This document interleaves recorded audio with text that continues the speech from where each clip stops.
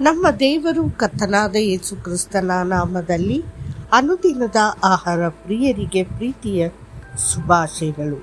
2025 June ತಿಂಗಳ 5ನೇ ತಾರೀಕಿನ ಬುಧವಾರದ ದೇವರ ವಾಕ್ಯವು ಜ್ಞಾನದ ಪರಿಮಳ.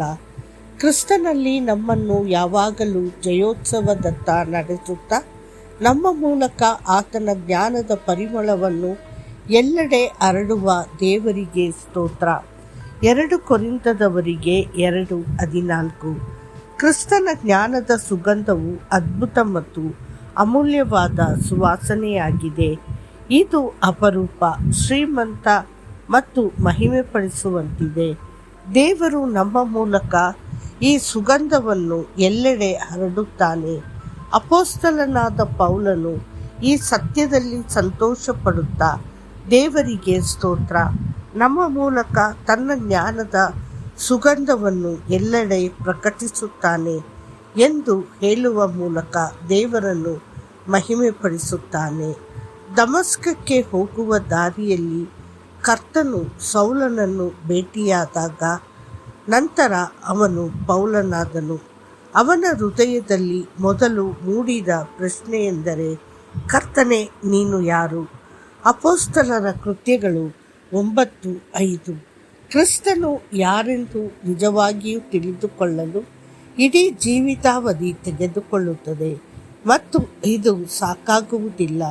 ಆದರೂ ಪೌಲನು ಅವನನ್ನು ತಿಳಿದುಕೊಳ್ಳಲು ಎಷ್ಟು ಉತ್ಸುಕನಾಗಿದ್ದನೆಂದರೆ, ನೀನು ಹಿಂಸಿಸುತ್ತಿರುವ ಯೇಸು ನಾನೇ ಎಂದು ಹೇಳುವ ಮೂಲಕ ಕರ್ತನು ತನ್ನನ್ನು ತಾನು ಬಹಿರಂಗಪಡಿಸಿದನು.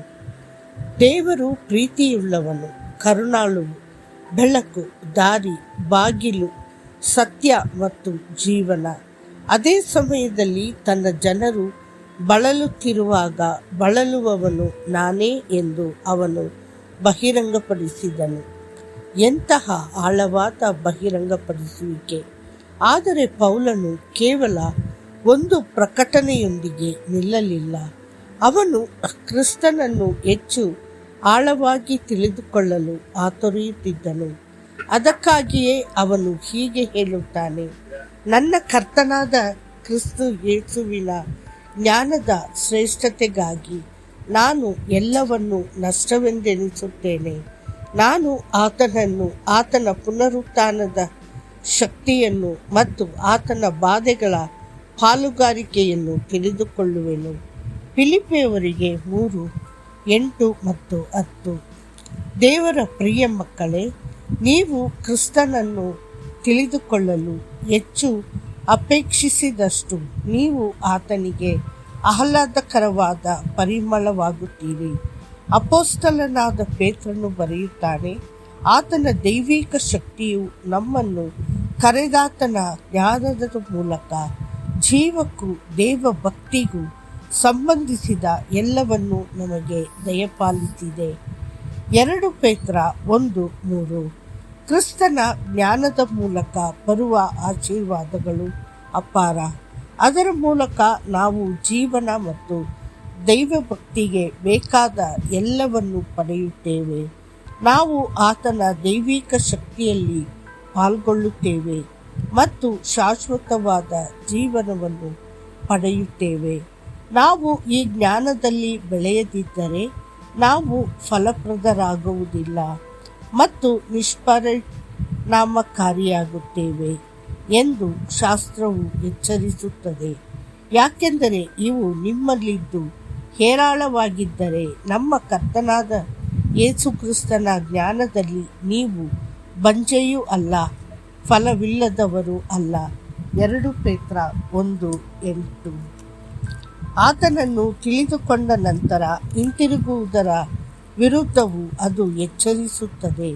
ಯಾಕೆಂದರೆ ಅವರು ಕರ್ತನೂ ರಕ್ಷಕನೂ ಆಗಿರುವ ಯೇಸುಕ್ರಿಸ್ತನ ಜ್ಞಾನದ ಮೂಲಕ ಲೋಕದ ಮಾಲಿನ್ಯಗಳಿಂದ ತಪ್ಪಿಸಿಕೊಂಡ ನಂತರ ಅವರು ಮತ್ತೆ ಅವುಗಳಲ್ಲಿ ಸಿಕ್ಕಿ ಹಾಕಿಕೊಂಡು ಸೋತು ಹೋದರೆ ಅವರ ಕೊನೆಯ ಹಂತವು ಮೊದಲಿಗಿಂತ ಕೆಟ್ಟದಾಗಿದೆ.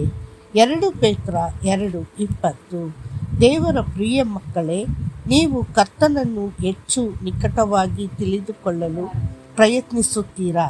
ಆತನನ್ನು ಇನ್ನಷ್ಟು ತಿಳಿದುಕೊಳ್ಳಲು ಮತ್ತು ಆತನಿಗೆ ಹತ್ತಿರವಾಗಲು ನಿಮ್ಮ ಹೃದಯದ ಕೂಗು ಇರಲಿ ಮತ್ತು ನಿಮ್ಮ ಜೀವನವು ದೈವಿಕ ಜ್ಞಾನದ ಪರಿಮಳದಿಂದ ತುಂಬಿರಲಿ. ಮತ್ತಷ್ಟು ಹೆಚ್ಚಿನ ಧ್ಯಾನಕ್ಕಾಗಿ ನಮ್ಮ ಕರ್ತನೂ ರಕ್ಷಕನೂ ಆದ ಯೇಸುಕ್ರಿಸ್ತನ ಕೃಪೆಯಲ್ಲಿಯೂ ಜ್ಞಾನದಲ್ಲಿಯೂ ಅಭಿವೃದ್ಧಿ ಹೊಂದಿರಿ. 2 ಪೇತ್ರ 3:18. ಕರ್ತನು ಆಶೀರ್ವದಿಸಲಿ. ಆಮೇನ್.